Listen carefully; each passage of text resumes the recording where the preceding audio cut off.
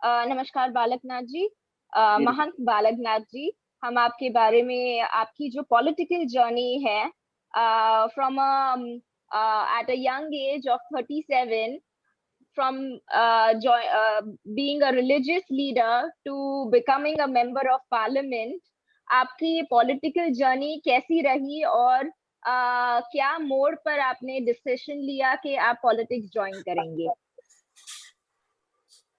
अ, देखिए मैं आपको अपने बारे में इस प्रकार का आपने सवाल किया तो ये बहुत आपको भी रोचक लगेगा सुनने में। मैं वैसे तो क्या है कि मैं संत परंपरा से जुड़ा हुआ हूँ, संन्यास परंपरा से और मेरा परिवार शुरू से ही नाथ संप्रदाय का फॉलोवर रहा है और अ, मेरे परिवार के मेरे पिताजी, मेरी माताजी और मेरे पूरे परिवार के लोग या वो पूरा क्षेत्र कहें तो नाथ संप्रदाय को, उन संतों को जो कि उस क्षेत्र में खेतानाथ जी महाराज हुए, उनको फॉलो करते थे, उनको मानते थे। और फिर उसके बाद में मैं जन्म से पूर्व में ही मेरे पिताजी ने ऐसा वचन अपने गुरु महाराज को दिया था कि मेरे अगर पुत्र होगा तो मैं आपको उसको डोनेट कर दूँगा। तो मेरे जन्म से पूर्व ही कमिटमेंट मेरे पिताजी ने पूज्य श्री केदारनाथ जी से किया था और तत्पश्चात मेरा जन्म हुआ बाद में आगे चलकर और उन्होंने भी क्या कि 2 दिन पहले ही कहा उनको कि आप घर जाओ, आपके घर में 2 दिन के बाद में आपके घर में आपका एक संतान होगी, पुत्र प्राप्ति होगी आपको। तो उन्होंने कहा कि अगर ऐसा है कि मेरे को अगर 2 दिन के बाद में मेरे को एक लड़के मतलब मेरा एक बेटा पैदा होगा तो वो आपका ही है और मैं उसको आपके लिए ही समर्पित करूँगा। तो 2 दिन के बाद में मेरा जन्म हुआ और 6 साल लगभग मैं 7 साल की उम्र तक घर पे रहा। अलवर में ही मेरा गाँव है बहरोड के नज़दीक जो दिल्ली से जयपुर जाते हैं तो मिड में बहरोड आता है एक स्टेशन। में विधानसभा है और डिस्ट्रिक्ट वहाँ पर एसडीएम हेडक्वार्टर है और वहाँ से 5-7 किलोमीटर 11 किलोमीटर अंदर जाके मेरा गाँव है और 6-7 साल की उम्र में फिर मैं वहाँ पर पास में वहाँ से 25-30 किलोमीटर दूर पे हमारे केदारनाथ जी महाराज जी का आश्रम था। वहाँ पर मैं आया और वहाँ पर उनके गुरु दीक्षा ली और उन्हीं की सेवा में वहाँ रहा। वहाँ पर मैंने एजुकेशन भी की थोड़े मैं 4th क्लास तक। फिर वहाँ से जो मैं यहाँ रोहतक जिस स्थान पर मैं अब यहाँ पर विराजमान हूँ, ये नाथ संप्रदाय की एक बहुत महत्वपूर्ण पीठ है, गद्दी है और यहाँ से नाथ संप्रदाय का एक तरह से कहें तो यहाँ से नाथ संप्रदाय का एक संचालन होता है पूरे नाथ संप्रदाय का और यहाँ पर वहाँ के जो मेरे पूज्य गुरु महाराज जी थे, उन्होंने मेरे को यहाँ पर जो बड़े हमारे यहाँ पर उस समय पर महंत विराजमान थे, जो मेरे पूज्य गुरु महाराज में श्री चांदनाथ जी, उनके यहाँ मेरे को समर्पित किया और यहाँ पर आज़ादी से पहले से एजुकेशन के अंदर इस मठ के अंदर काम होता रहा है। एजुकेशन के क्षेत्र में इस मठ ने बड़ा योगदान दिया है और आज़ादी से पूर्व में भी यहाँ पर संस्कृत महाविद्यालय संचालित किए जाते थे। आज़ादी के बाद में यहाँ पर 1956 में बीएमएस जो कि आयुर्वेदिक महाविद्यालय की यहाँ पर स्थापना की गई। आई हॉस्पिटल की उस समय स्थापना की गई, उसके साथ में जनरल हॉस्पिटल की स्थापना की, जो कि 1956 जो कि आज से लगभग 60-65 साल पहले और शिक्षा का यहाँ पर विशेष कार्य इस मठ की सेवा के अंदर रहता था और उस समय बाद में आगे चलकर अनेक तमाम प्रकार के एमबीए कॉलेज हैं। हरियाणा का पहला एमबीए कॉलेज यहाँ पर हमारे यहाँ पर इस कैंपस में खुला और वो 95 में खुला। उसके पहले जो आपने बीएमएस की जो बात मैंने बताई आपको, तो बीएमएस भी उस समय पर देश में 8वाँ प्राइवेट कॉलेज इस मठ के द्वारा संचालित किया गया था 1956 में। और बीएमएस के साथ में बाद में जब उसके 89 में यहाँ पर जो है कि रेजिडेंशियल स्कूल और पब्लिक स्कूल एक सिटी के अंदर एक यहाँ मठ के अंदर संचालित किया गया। उसी रेजिडेंशियल स्कूल में मेरी शिक्षा हुई यहाँ पर मठ के अंदर, जो मेरी उम्र उस समय लगभग 8 या 9 वर्ष की थी जब मैं यहाँ मठ में बाबा मत्स्यनाथ मठ रोहतक में आया और यहाँ पर गुरु महाराज जी की आज्ञा अनुसार मैंने शिक्षा ग्रहण की और फिर उसके पश्चात में थोड़ा मैं पढ़ाई में वीक था, ज़्यादा अच्छी पढ़ाई मैं नहीं करता था, तो बाद में गुरु महाराज जी ने देखा कि पढ़ाई तो ठीक है, इनको अक्षर का ज्ञान हो गया है, पढ़ना-लिखना आ गया है और आगे ज़्यादा स्ट्रॉन्ग नहीं है पढ़ाई में, अच्छे मजबूत नहीं है, तो उन्होंने फिर हमको सेवा कार्य में लगाया और मठ के द्वारा संचालित हमारा एक इस मठ का ही स्थान है हनुमानगढ़ राजस्थान में, जो गंगानगर डिस्ट्रिक्ट हनुमानगढ़ डिस्ट्रिक्ट आप जानते हो तो बठिंडा के पास पड़ता है 100 किलोमीटर के डिस्टेंस पर। वहाँ पर गौशाला है और मठ के द्वारा संचालित आज से लगभग 45 साल पूर्व में वहाँ पर एक आई हॉस्पिटल की स्थापना की थी। उस आई हॉस्पिटल भी संचालित है और आगे चलकर 2008 में एक बीएड कॉलेज की स्थापना की थी और मठ के द्वारा संचालित गौशाला है, कृषि भूमि है वहाँ पर मुझे सेवा कार्य के अंदर लगाया गया। तो मेरे वहाँ पर जो इंचार्ज हमारे बड़े महाराज जी थे, जो वहाँ सँभालते थे, उनके मार्गदर्शन में मुझे वहाँ पर काम करने का, सेवा करने का अवसर मिला। और चलते-चलते मठ की गतिविधियों को, गौशाला की सेवा कार्य को, खेती के कार्य को, सब कार्य मैंने किए अपने जीवन में। और खुद से खेती भी की, खुद से गौशाला के अंदर कार्य भी किया, गौओं की सेवा भी की। आगे चलकर पूज्य गुरु महाराज जी, जो मेरे से पूर्व यहाँ पर गद्दी पर विराजमान थे, महंत श्री चांदनाथ जी, उन्होंने 2000 के अंदर भी इलेक्शन लड़ा था निर्दलीय का, जो कि नारनौल विधानसभा पड़ती है हरियाणा के अंदर, वहाँ से वो मात्र 2700 वोटों से रह गए थे, चुनाव जीत नहीं पाए थे। फिर 2004 के अंदर उन्होंने लोकसभा चुनाव अलवर का लड़ा था। वहाँ भी जो है कि वो एक नए थे उस क्षेत्र में और वहाँ के निवासी भी नहीं थे, लेकिन फिर भी उन्होंने बहुत मेहनत करते हुए उस चुनाव को फाइट किया। लेकिन उस चुनाव में भी हम 7400 वोटों से रह गए, वो 7400 वोटों से नहीं, पीछे रह गए, वो जीत नहीं पाए और भी भारतीय जनता पार्टी की टिकट पर उन्होंने चुनाव लड़ा। फिर जो सामने वाले प्रतिद्वंदी थे, जो कांग्रेस से थे, वो जिस सीट से आए थे, वो विधायक थे पहले वहाँ उसी बहरोड से। तो उनके जाने के बाद वो सांसद बन गए, तो सीट खाली हो गई, तो फिर उन्होंने वहाँ पर विधायक का चुनाव लड़ा था और विधायक में वो 35,000 वोटों से जीते थे। पूज्य गुरु महाराज जी ने, जो उनके दादा, मेरे दादा गुरुजी थे, जो मेरे गुरुजी के गुरुजी थे, चांदनाथ जी के श्रेयोनाथ जी, जो कि हरियाणा में स्वास्थ्य मंत्री भी रहे थे और एक बहुत स्ट्रॉन्ग लीडर थे, रोहतक से ही वो चुनाव लड़ते थे। और एक अच्छे वैद्य भी थे वो, आयुर्वेदिक वैद्य भी थे। उन्होंने 1956 में आयुर्वेद की स्थापना की थी। रोहतक का जो एशिया का बड़ा मेडिकल कॉलेज है, पीजीआई जिसको बोलते हैं, वो मेडिकल कॉलेज भी वास्तविक रूप से उन्हीं के सपने का स्वरूप है। उन्हीं के द्वारा उसका स्थापना की गई थी, उसकी प्रस्ताव रखा गया था, जो कि आज एक एशिया के अंदर उसका नाम है। और आगे चलकर वो निरंतर यहाँ से राजनीतिक में रहे। उनके बाद में महंत श्री चारनाथ जी गद्दी पर विराजमान हुए। उन्होंने निरंतर उनके उद्देश्य को, शिक्षा के कार्य को आगे बढ़ाया। और हमारी यूनिवर्सिटी जो है कि बाबा मत्स्यनाथ यूनिवर्सिटी, इसको एफिलिएटेड यूनिवर्सिटी हमारी 2012 में इसको परमिशन मिली थी। लेकिन उससे पूर्व तमाम कोर्सेज यहाँ पर संचालित थे। लॉ डिपार्टमेंट था, इंजीनियरिंग डिपार्टमेंट 1998 98 से संचालित था, एमबीए 95 से संचालित था, B pharmacy, D pharmacy, physiotherapy, nursing के कोर्स, ये तमाम कोर्स यहाँ पर पूर्व से यहाँ पर संचालित है। लॉ डिपार्टमेंट संचालित था। लेकिन 2012 में जब ये हमारी यूनिवर्सिटी की मान्यता होगी, तो यूनिवर्सिटी में सब मर्ज हो गए और पूज्य गुरु महाराज जी के आशीर्वाद से 2012 से ये यूनिवर्सिटी संचालित है। और आज यहाँ पर लगभग 8000 की संख्या में हमारे यहाँ पर छात्र यहाँ पर शिक्षारत हैं, जिसमें पीएचडी के भी जो रिसर्च स्कॉलर भी हैं, वो भी काफ़ी बड़ी संख्या में, लगभग 1000 की संख्या में हमारे रिसर्च स्कॉलर भी हैं। और उनके आशीर्वाद से निरंतर ये संस्था, और बाबा मस्तनाथ जी जो मुख्य रूप से इस संस्था के, जो इस मठ को उनके नाम से जाना जाता है, उसके बारे में भी मैं आपको बताऊँगा। मस्तनाथ जी, गोरक्षनाथ जी का आपने नाम सुना हो। गोरक्षनाथ जी जो कि नाथ संप्रदाय के सिद्ध महापुरुष हुए हैं और भगवान शिव का उनको अवतार कहा गया है और वास्तविक रूप से वो प्रमाणित भी हम अपने इतिहास में देखते हैं उसको। उसी संप्रदाय से, जैसे कि आप योगी आदित्यनाथ जी को जानते हैं, योगी आदित्यनाथ जी और हमारा संप्रदाय एक ही संप्रदाय है, हम एक ही परिवार के सदस्य हैं, साध समाज से। और ये मठ और गोरखपुर मठ दोनों ही मिलकर पूरे नाथ संप्रदाय को लीड करते हैं पूरे भारतवर्ष में या पूरे विश्व भर में। तो पूज्य गुरु महाराज जी इस मठ के महंत रहे और मैं वहाँ पर हनुमानगढ़ में था। तो पूज्य महाराज जी के 2004 के अंदर जो उन्होंने विधानसभा चुनाव लड़ा था, मैं वापस आपको वहीं लेके जा रहा हूँ। तो उसके बाद में अगला चुनाव जब उन्होंने टिकट नहीं लिया था विधायक का, फिर उन्होंने गैप रखा था। और फिर 2014 के अंदर उन्होंने पुनः जो है कि यहाँ पर अलवर का लोकसभा का कैंडिडेट उनको बनाया था भारतीय जनता पार्टी ने। उन्होंने उस समय पर 2.25 लाख, मतलब कि 2,75,000 से उन्होंने विजय हासिल की।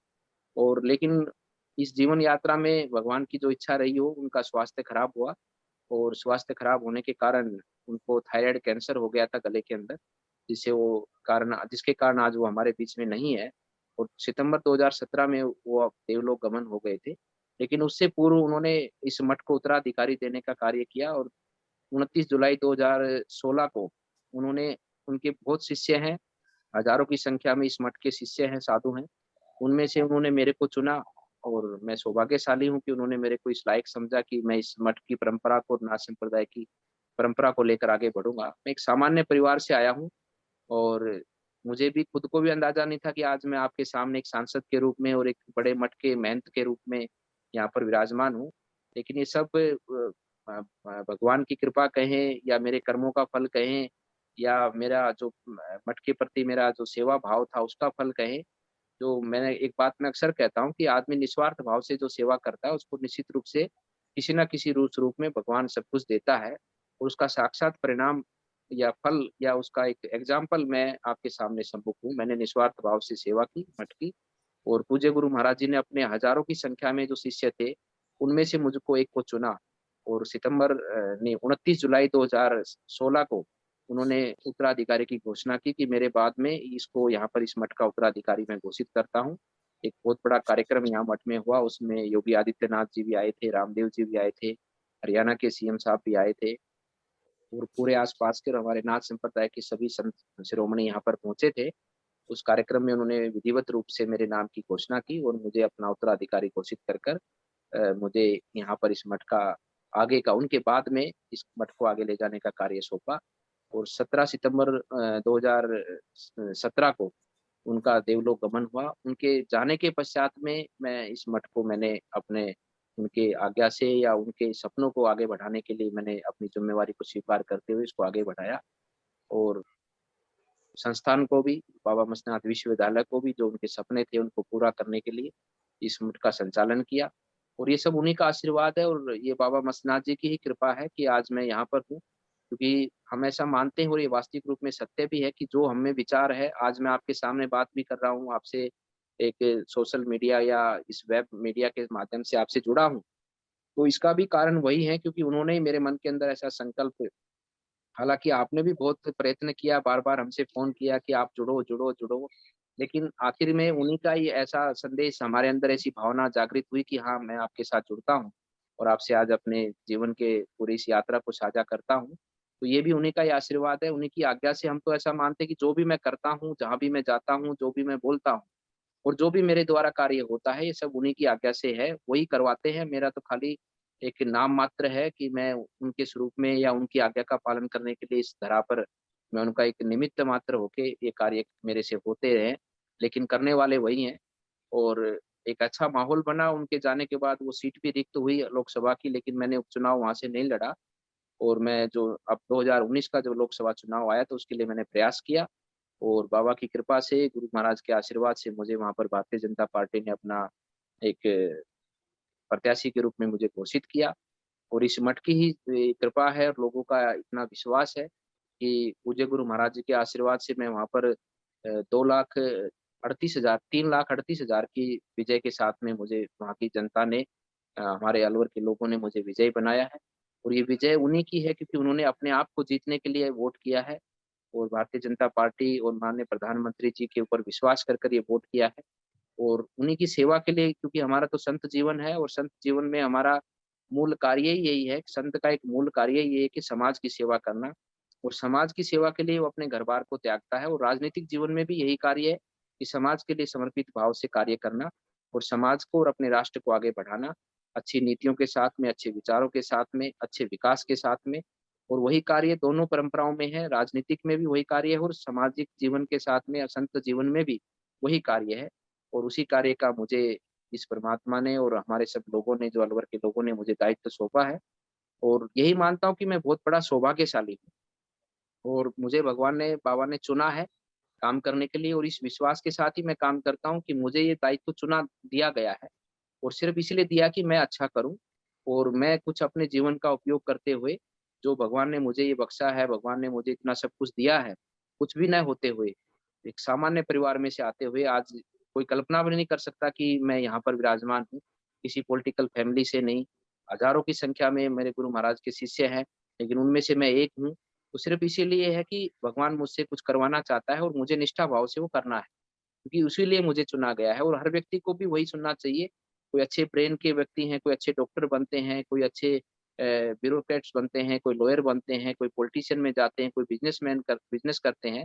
लेकिन एक व्यक्ति को एक बात को समझना चाहिए कि अगर उस परिवार में अगर अच्छे परिवार में कोई जन्म लेता है, तो जन्म तो भगवान ने दिया है ना वहाँ पर। तो वो इसीलिए दिया कि आप समाज के लिए कुछ अच्छा करो, कुछ आप समाज को एक एक नई दिशा देकर जाओ, समाज में एक अच्छा कार्य आपका एक मैसेज देके जाओ ताकि आपको भगवान ने उसके लिए चुना है, आपको अच्छा ब्रेन दिया है, आपको डॉक्टर बनाया है, आपको अच्छा ब्यूरोक्रेस्ट बनाया है, आपको अच्छा लॉयर बनाया है, तो समाज को व्यवस्थित रखने के लिए और समाज को आगे बढ़ाने के लिए आपको ये भगवान ने दिया है, क्योंकि आपको वो भगवान ने गिफ्ट दिया है और आपको उस काम के लिए चुना है।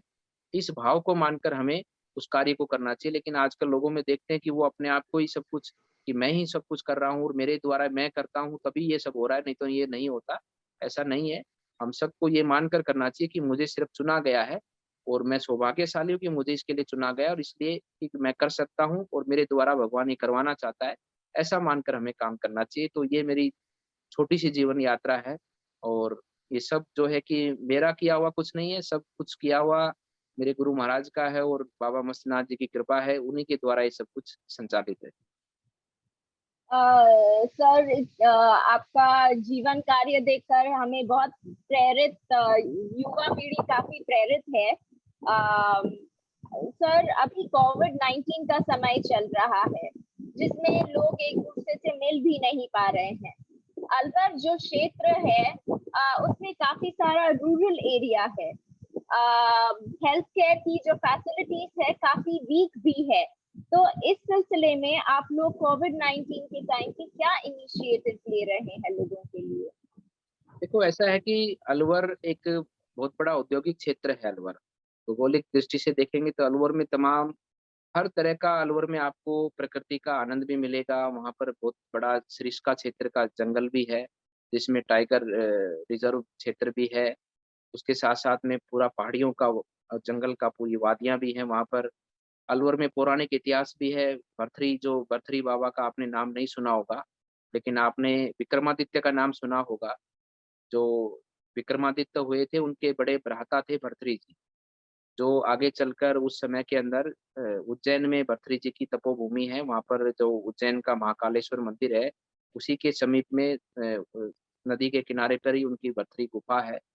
और वो नाथ संप्रदाय में गोरक्षनाथ जी के शिष्य बने थे बाबा भर्तृहरि जी। और भर्तृहरि जी ने वहाँ पर तपस्या की थी, जो कि राजस्थान का और पूरे हरियाणा का क्षेत्र उस स्थान को एक पूज्य देवता के रूप में, अपने लोक देवता के रूप में मान्यता है उनकी, उनको मानता है। और आगे चलकर जब भर्तृहरि जी ने अपना सन्यास जीवन को अपनाया था, तो उन्होंने अपना राजपाट विक्रमादित्य को सौंपा था।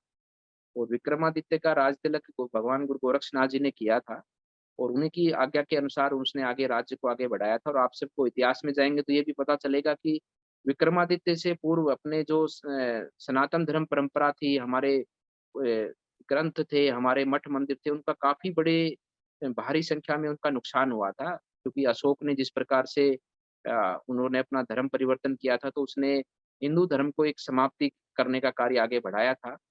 लेकिन विक्रमादित्य के आने के बाद में पुनः सनातन धर्म की स्थापना हुई थी और पुनः हमारे मंदिरों का निर्माण किया गया था। पुनः हमारे जो ग्रंथ थे, हमारे पुराण थे, उनका दोबारा से उनका जीर्णोद्धार किया गया, उनको दोबारा से लिखा गया। जो भी प्रतिलिपियाँ उस समय पर मिली, उनको आगे बढ़ाया गया। और उसी समय से हमारा जो हिंदू कैलेंडर है, विक्रमादित्य संवत जिसको हम बोलते हैं, वो हमारा हिंदू कैलेंडर भी विक्रमादित्य के समय से ही संचालित हमारे देश में हुआ है। तो ऐसी स्थली वहाँ पर अलवर में है। उसके साथ में नाथ संप्रदाय के और भी अन्य संप्रदाय के और भी साधु संतों ने वहाँ पर बहुत तपस्या की है। एक राजघराने की जगह है, वहाँ पर राजा का भी स्थान रहा है। आज के समय में एक एशिया में या मैं कहूँ वर्ल्ड के अंदर औद्योगिक क्षेत्र का भी पूरे अलवर क्षेत्र का नाम है, जिसमें भिवाड़ी है, नीमराना, बहरोड, ये पूरी अच्छी बड़े-बड़े उद्योगों की वहाँ पर इंडस्ट्रियाँ हैं, होंडा हो, चाहे हुंडई हो, चाहे उसके बाद अशोक लीलैंड हो और बड़े-बड़े तमाम जो भी आज की जापानी ज़ोन है, अच्छी इंडस्ट्रियाँ भी वहाँ पर हैं और सब तरह का सर्वगुण संपन्न हमारा अलवर क्षेत्र है और अलवर के अंदर एक बहुत पौराणिक इतिहास भी है, वर्तमान की नई टेक्नोलॉजी भी है। और मैं आपको एक और बात बताना चाहूँगा कि अलवर राजस्थान का सबसे शिक्षित क्षेत्र है। अलवर के जो हमारे शिक्षकगण हैं, अलवर के सबसे ज़्यादा शिक्षक राजस्थान में मिलेंगे आपको। अलवर के रहने वाले जो शिक्षा के क्षेत्र में अपनी सेवाएँ दे रहे हैं, सबसे ज़्यादा शिक्षित क्षेत्र अलवर का है और सेना के अंदर भी अलवर का सबसे बड़ा योगदान है। अलवर के राजस्थान के अलवर के अंदर झुंझुनू और अलवर, इन दोनों जगह के सबसे ज़्यादा सेना के अंदर जवान पाए जाएँगे। उन्होंने देश की रक्षा सुरक्षा के लिए भी अपनी शहादतें दी हैं। रेजांगला की बात हो तो वहाँ से भी हमारे सैनिक अलवर के अंदर भी उस समय रेजांगला की लड़ाई के अंदर भी शहीद हुए हैं। इस प्रकार से पूरे अलवर की भौगोलिक स्थिति है और ये जो कोविड का समय था, इस कोविड के समय पर अलवर ही नहीं, केवल पूरे देश के अंदर ही ये बहुत ही बड़े भयानक स्थिति थी उस समय पर। एक बहुत बड़ी विपदा देश के अंदर थी। अभी जो ये वर्तमान का कोविड समय जो हमारा अभी गया है, जो अभी चल भी रहा है, थोड़ा उसका स्तर बहुत कम हुआ है। इस समय पूरे देश के अंदर ही ऐसी स्थिति उत्पन्न हुई थी कि ऑक्सीजन की मारामारी थी। ऑक्सीजन की मारामारी को जैसे ही सही किया गया, तो उसके बाद में वेंटिलेटर की मारामारी थी। और सब जगह एक जैसी स्थिति थी, ऐसा नहीं कि अलवर में अलग थी। लेकिन फिर भी इतना घनी आबादी का क्षेत्र होने के बाद में, इंडस्ट्री इतनी बड़ी सीमा के अंदर, उसके अंदर होने के बाद में भी बाकी जगहों की तुलना में अलवर का भी उतना ही बराबर में स्थान रहा। वहाँ पर कोई ज़्यादा कोविड के दूसरी जगह के मुकाबले ज़्यादा नहीं रहे, एवरेजन सबके बराबर ही रहे। और सबने मिलकर योगदान किया। और विशेषकर हमारी पार्टी ने, क्योंकि हमारी पार्टी का विशेषकर एक सेवा ही संगठन है, ऐसा हमारी पार्टी का एक मूल मंत्र है, मूल स्लोगन है। और उसी पर हमारी पार्टी कार्य करती है। हमारे कार्यकर्ताओं ने, हम सब ने, समाज सेवी संस्थाओं ने बहुत कार्य किया, लोगों को सहायता की, खाने की हो, चाहे हॉस्पिटल की हो, चाहे ऑक्सीजन के बाद में जैसे-जैसे ऑक्सीजन मिलने लगी या कंसंट्रेटर मिलने लगे हो, तो लोगों ने आगे आकर लोगों की सेवा की और इस त्रासदी से सबको निकालने का काम किया। और ये मैं मानता हूँ कि इस समय जो कोविड का ये जो पीछे समय गया है, ये समय किसी को कल्पनीय नहीं था कि ऐसा भी कुछ हो सकता है। हालाँकि केंद्र सरकार ने अपनी तैयारियाँ पूरी की थी, लेकिन कई राज्य सरकारों ने उसमें उसको इतनी सजगता से नहीं लिया। लेकिन इस समय के अंदर इतना अनुमान किसी को नहीं था, लेकिन फिर भी हम सब ने मिलकर उसको दूर करने का और अपने लोगों को बचाने का कार्य किया। हालाँकि बहुत बड़ी संख्या में लोग हमारे बीच में आज इस कोविड के कारण नहीं है।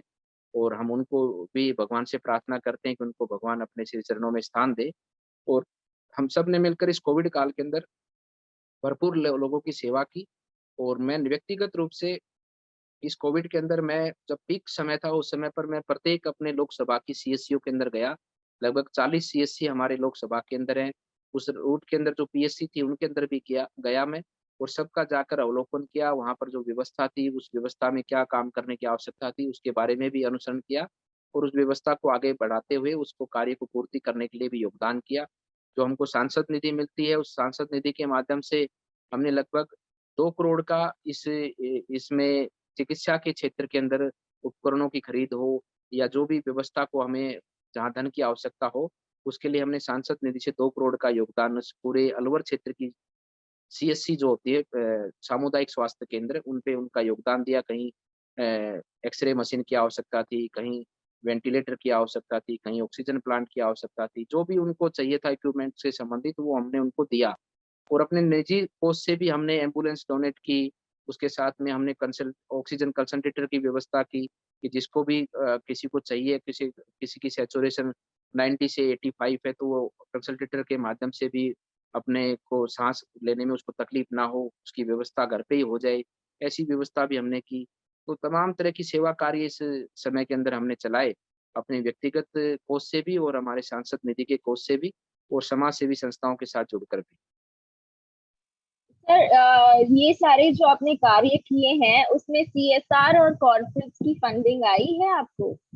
जी, हमारे क्षेत्र में काफ़ी बड़ा उद्योग क्षेत्र है। हमने उद्योगपतियों से बात की, जैसे कि होंडा ने ऑक्सीजन जनरेट प्लांट लगाया है और हीरो ने भी लगाया है। अभी होने हालाँकि लगने वाला है उनका प्लांट। उन्होंने इस बात का अनुमोदन किया है और उन्होंने इसका कमिटमेंट भी किया है और इसका एक तरह से वो कार्य शुरू ही होने वाला है। उसी तरफ से उषा है, उसने भी किया है। सभी उद्योगों क्षेत्र के लोगों ने भी कुछ ना कुछ योगदान किया है। लेकिन ऑक्सीजन जनरेट प्लांट उन्होंने 4 जो है कि वहाँ पर पूरे अलवर के अंदर जो औद्योगिक क्षेत्र है उसकी ओर से लगे हैं। बाकी छोटे-छोटे स्वरूप में, बड़े-बड़े स्वरूप में सबने अपने निजी स्वरूप से भी काम किया है। अम, सर, राजस्थान जो क्षेत्र है, वहाँ पे जेंडर इनइक्वालिटी काफी ज्यादा है। आपने वुमेन को एम्पावर करने के लिए अपने क्षेत्र में क्या-क्या कार्यक्रम किए हैं? तो महिला सशक्तिकरण के लिए तो निश्चित रूप से हम वचनबद्ध हैं। और चाहे हमारी बहन-बेटियों की शिक्षा की बात हो और चाहे हमारे अ, किसी भी स्वरूप में, चाहे घरेलू छोटी-मोटी हिंसाएँ कहीं होती हैं, तो जो भी हमारे सम्मुख ऐसी कोई बात आती है तो हम उनका पूरा सहयोग करते हैं। और अवेयरनेस अलवर में काफ़ी बड़ी है। अलवर एक शिक्षित क्षेत्र है, एनसीआर का क्षेत्र है, तो लोगों में जागरूकता भी, ऐसी बात नहीं है। और लेकिन फिर भी हमें महिला सशक्तिकरण की ओर अभी बहुत काम करने की आवश्यकता है और निरंतर उसके लिए प्रयास करते हैं और जो भी जहाँ भी ऐसी कोई स्थिति सामने या ऐसी कोई बात सामने आती है, तो उसका हम भरपूर सहयोग कर उसको आगे बढ़ाने का कार्य करते हैं। सर, अलवर जो क्षेत्र है वहाँ पे वाटर शॉर्टेज, ड्रेनेज प्रॉब्लम की वजह से काफी लोगों को दिक्कत है। इस बारे में आपकी 2019 से लेकर 24 से लेकर आपके टाइम के अंदर आपने क्या क्या काम किए? तो मेरी प्राथमिकता है कि जो सांसद निधि से मुझे पैसा मिलता है, उसमें मैं सबसे पहले तो जो मेरे पास में प्रस्ताव आते हैं ग्रामीण क्षेत्र के अंदर विकास के, उसमें मैं सबसे पहली प्राथमिकता वहाँ पर ट्यूबवेल के पानी पीने के जो अगर कहीं से प्रस्ताव आते हैं, तो मैं उनका अनुशंसा करता हूँ। दूसरी बात जो आपने रखी है वास्तविक रूप से सच्चाई है कि अलवर के अंदर भूजल जो है कि वो उसकी बहुत भयानक स्थिति है और जिस प्रकार से बड़े-बड़े उद्योग लगने के बाद में भूजल बहुत तीव्र गति से नीचे गया है और वहाँ पर बड़ी संख्या में इंडस्ट्रियों के माध्यम से भूजल का दोहन किया जाता है और वहाँ प्राकृतिक स्रोत कोई इतना बड़ा वहाँ अलवर में जल का पानी का नहीं है और हमारी अलवर की हमारी पूरी मांग है कि अलवर के अंदर रिवर का, नदी का, नहर का पानी लाने की व्यवस्था हो। क्योंकि आज वर्तमान में अलवर के अंदर 1000 से 1200-1500 फुट तक पानी चला गया है और वो भी अच्छी संख्या में नहीं मिलता, बहुत कम संख्या में मिलता है और ये बहुत बड़ी समस्या आने वाले समय की और वर्तमान समय की है कि अलवर में पीने के पानी की समस्या का निवारण हो और माननीय प्रधानमंत्री जी ने एक बहुत बड़ी योजना, मैं कहूँगा उनकी दूरगामी दृष्टि इतनी अच्छी है कि जो भी कार्य देश को आने वाले समय में चाहिए, वो उसमें पहले से ही सोचकर उस कार्य पे काम करना वो शुरू करते हैं। जैसे कि आपने देखा होगा पिछली सरकार के समय पर स्वस्थ भारत की बात हो, स्वच्छता की बात हो, उसके बाद में जनधन खातों की बात हो, प्रत्येक कार्य उन्होंने जनता के कल्याण के लिए किया। किसान निधि की बात हो, आयुष्मान भारत योजना की बात हो, उज्ज्वला की योजना की बात हो, हर घर तक रसोई गैस का सिलेंडर पहुँचाने का उन्होंने कार्य किया।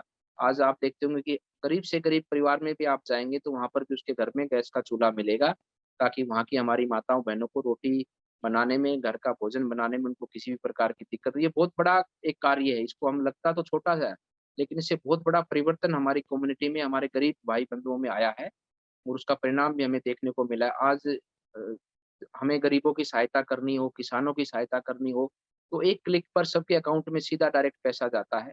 उनके सबके अकाउंट खुले हैं, उनके अकाउंट्स के अंदर सीधा माननीय प्रधानमंत्री जी जो भी सहायता देना चाहते हो, वो सीधा उनके खाते में पहुँचती है, ये भी बहुत बड़ा कार्य है। उसी कार्य के अंदर माननीय प्रधानमंत्री जी ने 2019 के चुनाव में जल जीवन मिशन के माध्यम से ये घोषणा की थी कि हम 2024 तक प्रत्येक घर में नल से जल की योजना के माध्यम से पीने का स्वच्छ पानी पहुँचाएँगे और वो पूरा स्वच्छ पानी होगा, आरओ की आवश्यकता होगी तो आरओ भी होगा, पीने के मापदंडों को वो पूरा करेगा, ऐसा पानी हम हर घर तक पहुँचाएँगे। उस योजना का इम्प्लीमेंट भी देश में होना शुरू हो चुका है। हमारे अलवर में अब तक उस योजना के कार्य से 600 करोड़ का योगदान अभी माननीय प्रधानमंत्री जी ने दिया है, जो हर घर के अंदर, गाँव के अंदर जो भी स्रोत होंगे ट्यूबवेल के तो उनको ट्यूबवेल लगाया जाएगा, पाइपलाइन पूरी गाँव के अंदर बिछाई जाएगी, हर घर को कनेक्शन दिया जाएगा। उसमें हमारे क्षेत्र के लगभग 200 गाँव का कार्य अभी संचालित है और लगभग 60 से 70 गाँव का काम पूरा भी हो चुका है और 600 करोड़ अब तक सरकार इसमें दे चुकी है। लेकिन उससे भी हमारे अलवर की समस्या का समाधान नहीं है क्योंकि हमारे वहाँ पर भूमि का जल नहीं है, ज़मीन का जो पानी है, वो नहीं है। हमें पानी बाहर से ही लाना पड़ेगा, तभी पूर्ण रूप से इस समस्या का समाधान होगा। उसके लिए हम माननीय प्रधानमंत्री जी के उस योजना को लाने के लिए हम निरंतर प्रयासरत है, लेकिन स्टेट गवर्नमेंट का कहीं न कहीं इसमें हमारे को साथ में जुड़ाव नहीं मिलता, उसकी इच्छा शक्ति हमें देखने को नहीं मिलती। और इससे पूर्व जब हमारी वहाँ पर माननीय वसुंधरा राजे की सरकार थी, उस समय पर उन्होंने एक योजना बनाई थी ईस्टर्न कैनाल की योजना, जो कि कोटा से चलकर एक नहर निकल के आती और 13 जिलों को वो पीने का पानी और सिंचाई का पानी देती हुई अलवर तक पहुँचती। उस बहुत महत्वाकांक्षी योजना थी और अच्छी योजना थी। इस सरकार ने भी उस योजना को माना है कि वो बहुत ही महत्वाकांक्षी और बहुत ही फलदायी योजना है, लेकिन उसको भी सरकार ने आगे प्रोसीड नहीं किया है, ताकि उस योजना का एक अच्छा बजट भी लगना था, उस योजना में लगभग 40,000 करोड़ का बजट लगना था। लेकिन अगर यहाँ की प्रदेश सरकार, राजस्थान की प्रदेश सरकार की अगर इच्छा शक्ति है और होती, तो वो उसको फ़ॉलो अप करती, माननीय प्रधानमंत्री जी से मिलते, माननीय अशोक गहलोत जी, लेकिन वो एक बार भी उनसे मिले नहीं हैं। कभी भी उनके पास जाकर बैठे नहीं हैं, उस योजना को आगे या उस योजना के अंदर अधिक फंडिंग केंद्र सरकार से करवाने की उन्होंने बात नहीं कही है। कभी भी एक बार भी हम आज 2 साल हो गए, हम 25 सांसद राजस्थान से जीत कर आए हैं। कभी भी उन्होंने 25 सांसदों को बुलवाकर एक मीटिंग लेकर इस योजना को साथ मिलकर आगे बढ़ाने के कार्य के लिए उन्होंने कभी आह्वान नहीं किया। केवल बयानबाजी करते हैं, केवल मीडियाबाजी करते हैं और उसके अलावा कुछ नहीं, और केवल अपनी सरकार को ही बचाने के कार्य में वो व्यस्त हैं। जनता का कोई उनको ख्याल नहीं है। लेकिन मैं मानता हूँ कि उनको मानवता के नाते अपने जो जनता ने उनको दायित्व दिया है, आज वो राजस्थान प्रदेश के 7 करोड़ लोगों के मुख्यमंत्री हैं और हम भी उनके इस क्षेत्र के ही अपने राजस्थान के ही सांसद हैं। हम सबको मिलकर, क्योंकि जनता के कल्याण की योजना है, वो किसी की पार्टी का जब वो लाभ देती हैं तो किसी की पार्टी नहीं पूछती कि कौन किस पार्टी में वोट करता है, कौन किस धर्म का पालन करता है, वो सबको समान रूप से लाभ देती हैं। जिस प्रकार से माननीय प्रधानमंत्री जी की योजना है, वो जितनी भी योजना है वो हर वर्ग को लाभ देती हैं, हर जाति धर्म के लोगों को लाभ देती हैं। उसी प्रकार से जन कल्याण की योजनाओं के साथ में मिलकर आना चाहिए, मिलकर काम करना चाहिए और जितनी मदद हम सबसे हो पाए, जितनी मदद उनसे हो पाए और जितनी मदद माननीय प्रधानमंत्री जी दे पाएँ, उसको पूरा कराने के लिए काम करना चाहिए, ना कि बयान देकर, ना कि मीडिया में बात कर इसको आगे बढ़ाना चाहिए। उनको बल्कि दिल्ली आकर माननीय प्रधानमंत्री, अन्य राज्यों को भी तो मंत्री मुख्यमंत्री मिलते हैं और अपने राज्यों के लिए वो वहाँ पर कुछ ना कुछ योजनाएँ पास करवा के लेके जाते हैं। तो माननीय गहलोत जी क्यों नहीं आते? अब तक वो कभी भी दिल्ली माननीय प्रधानमंत्री जी से मिले नहीं। तो मैं मानता हूँ कि उनकी इच्छा शक्ति ही नहीं है इस काम को पूरा करने की। लेकिन निश्चित रूप से ये काम पूरा होगा और ये अलवर की माँग है और यही इसका समाधान है। इसलिए हमें करना ही पड़ेगा, आज नहीं तो कल। सर, अलवर के बारे में आपकी विजन क्या है?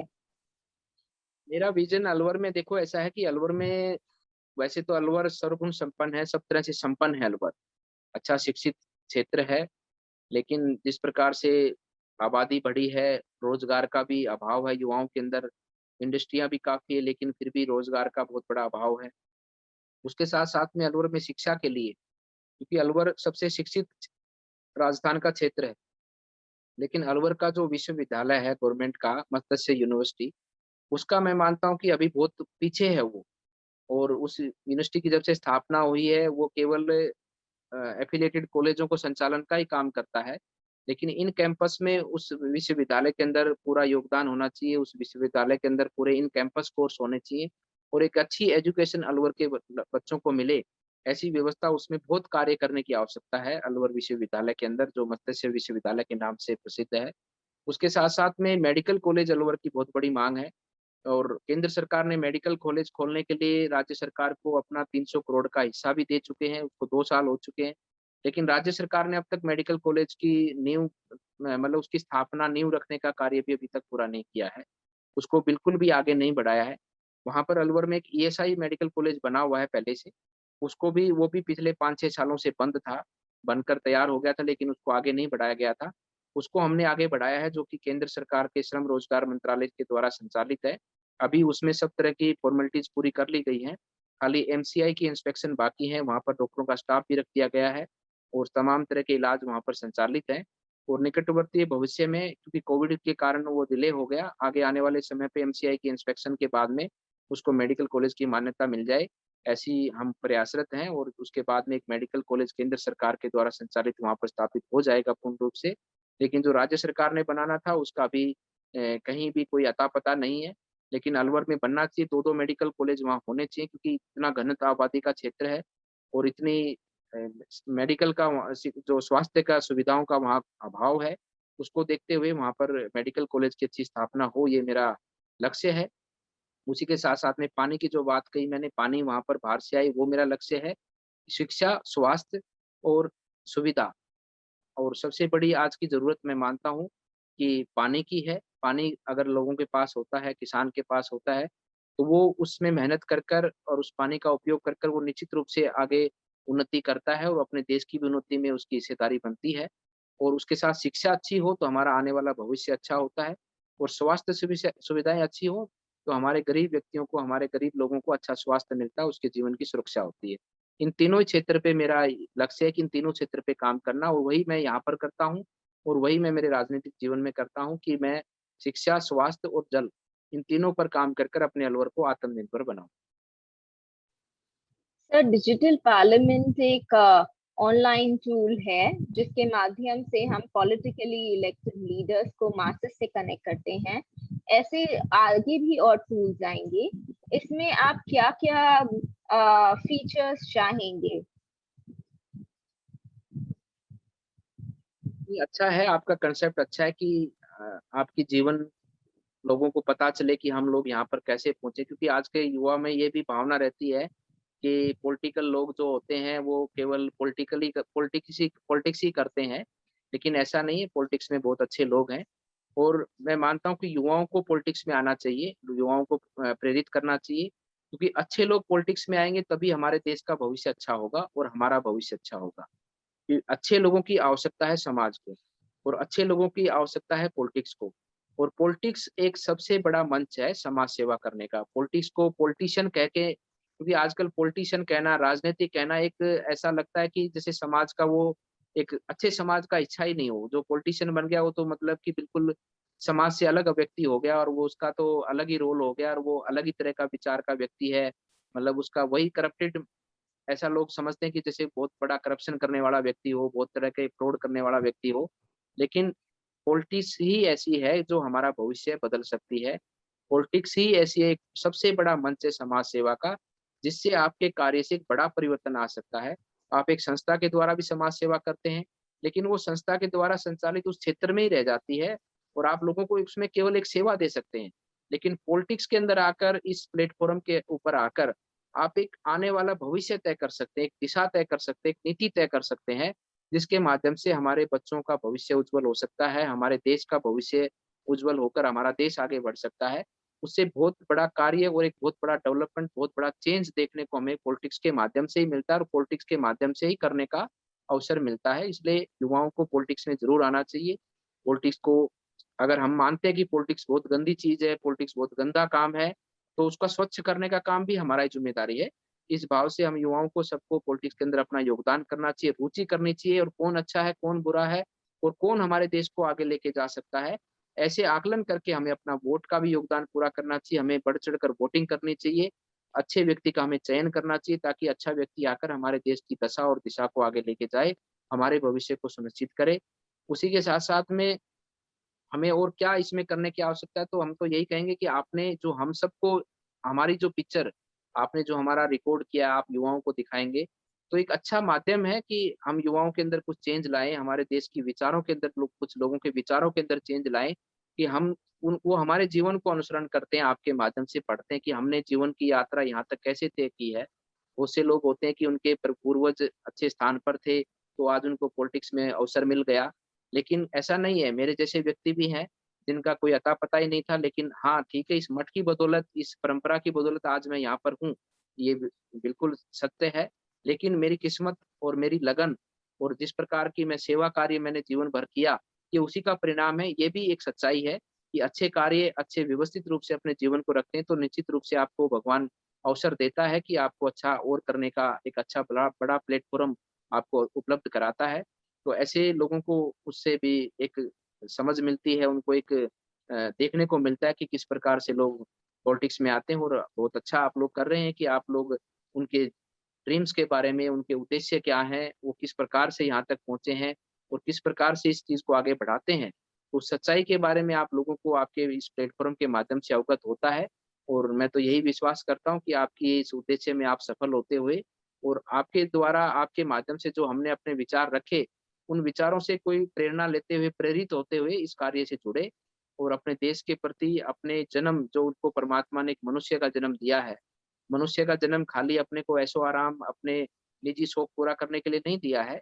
मनुष्य अगर किसी को बनाया है भगवान ने, लाखों करोड़ों संख्या में जीव-जंतु होते हैं, उनमें भी आत्मा ही होती है, वो भी जन्म लेते हैं, वो भी मरते हैं, वो भी खाते हैं, खाकर ही कुछ जो भी उनको फूड मिलता है, जो भी उनको खाकर ही अपने जीवन को व्यापन करते हैं, जैसे हम करते हैं, वैसे ही जानवर भी करते हैं, कीड़े-मकोड़े भी करते हैं।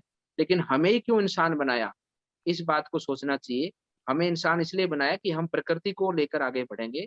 भगवान ने अपना स्वरूप एक मनुष्य के रूप में दिया है हमको और हमारे अंदर भगवान विराजमान है और हमारे अंदर बुद्धि दी है सोचने की, हमारे अंदर कुछ करने का, एक हमारे अंदर एक ज्ञान दिया है कि हम एक नया चीज़ का आविष्कार कर सकते हैं। और अपने आविष्कार प्रकृति को ध्यान में रखते हुए प्रकृति को संरक्षित करने के लिए ही मनुष्य का निर्माण हुआ है। तो इसलिए हमें सबसे पहले अपनी प्रकृति को संरक्षित करना है, मानवता को व्यवस्थित रखना है। मानवता और प्रकृति दोनों व्यवस्थित रहेंगे तो निश्चित रूप से आने वाला भविष्य, आने वाला हमारा जीवन सुनिश्चित रहेगा। अम, आप आपकी सारी बातें सुन के हम काफी प्रेरित हैं। I would request doctor K Upadhyay to come forward and ask his question. Sir. Bhalaknath ji, पहले तो आपकी बातें सुन के बहुत अच्छा लगा। ये तो आप सबको ही बोलते हो। लेकिन एक चीज जो हमें कमी आजकल लगती है, जो हमारी नई जनरेशन है, इसमें सेवा भाव की बहुत कमी है। जैसे अलवर के क्षेत्र में मैं घुमा हूँ, वहां पे जो हमने देखा कि एक तो सभी को बेरोजगारी तो है, लेकिन सभी को गवर्नमेंट नौकरी चाहिए। बिल्कुल। या फिर व्हाइट कॉलर जॉब चाहिए। कोई भी ब्लू कॉलर जॉब जो है अपने हाथों से काम नहीं करना चाहता। बिल्कुल। इसको हम लोग किस तरह से इसका सॉल्यूशन ढूंढ सकते हैं? ये बात बिल्कुल ठीक कही आपने, क्योंकि देखो मैं तो देखो खुले विचार का व्यक्ति हूँ। आजादी के बाद में जिस प्रकार से देश की शिक्षा नीति रही है, उसी के कारण हम सबको ये देखने को मिल रहा है। आपने कोविड के समय पर देखा होगा कि देश के अंदर इस समय को हर व्यक्ति ने जाना। पहले हम लोग, आप लोग तो जानते थे कि देश में जनसंख्या के अनुपात में डॉक्टरों की बहुत भारी कमी है। और इस कोविड के अंदर भी हमें सबको देखने को मिला, आम व्यक्ति को भी पता लगा कि डॉक्टरों की किस प्रकार से कमी है। हॉस्पिटलों के अंदर मेडिकल के जो डॉक्टर थे, सुपर स्पेशलिस्ट मान ले, मेडिसिन का डॉक्टर उपलब्ध नहीं होता था। कहीं जो है कि आपका एनेस्थीसिया उपलब्ध नहीं होता था, क्योंकि उतने डॉक्टर है ही नहीं। उसके साथ में चेस्ट में अगर क्योंकि इसका लंग्स पे इफेक्ट पड़ता है कोविड का, तो चेस्ट का जो डॉक्टर होता है, लंग्स स्पेशलिस्ट है, वो हमारे पास में उतनी संख्या में उपलब्ध नहीं थे। तो उसके कारण भी मैं मानता हूँ कि बहुत से लोगों की जान गई है, क्योंकि इतना प्रेशर था हॉस्पिटलों के ऊपर, दिन रात काम करना पड़ रहा था डॉक्टरों को। लेकिन एक डॉक्टर कहीं था या कहीं 2 डॉक्टर थे, लेकिन 2 डॉक्टरों का भी, क्योंकि उनको शिफ्ट वाइज अगर 12-12 घंटे भी काम करें और 100-100 पेशेंट उनके सामने हो, तो सही तरह से केयर नहीं हो पा रही थी।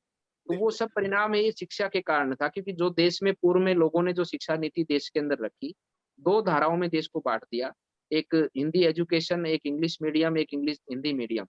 और उसके कारण जो हमारा स्किल डेवलप होना था, जो हमारा स्किल जो छोटे जो मतलब प्राथमिक स्कूल से हमारा स्किल डेवलप होके आता है, और 10th में जाके वो डिसीजन करता है कि मुझे साइंस साइड जाना है, टेक्निकल साइड जाना है या किसी और आर्ट्स आर्ट की साइड जाना है, वो वहाँ आके निर्णय करता है।